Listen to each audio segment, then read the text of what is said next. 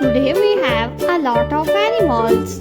Some farm animals and some wild animals. Are you ready, kids? Let's learn their names one by one.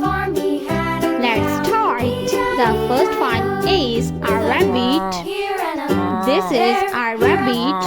A rabbit is a farm animal. The next animal is a panda. This is a panda. The next one is a hen. This is a hen. The next animal is a sheep. This is a sheep. The next one is a camel. This is a camel. The next one is giraffe. This is giraffe. The next one is a lion. This is a lion.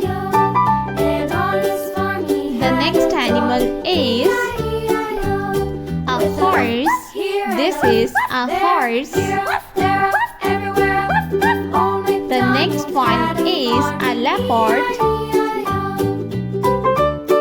The next animal is a dog. This is a dog. The next one is a cow. This is a cow. The next one is a rhino. This is a rhino.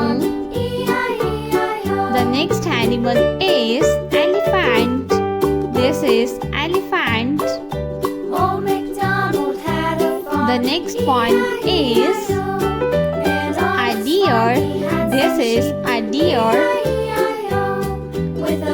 The next one is gorilla. This is gorilla.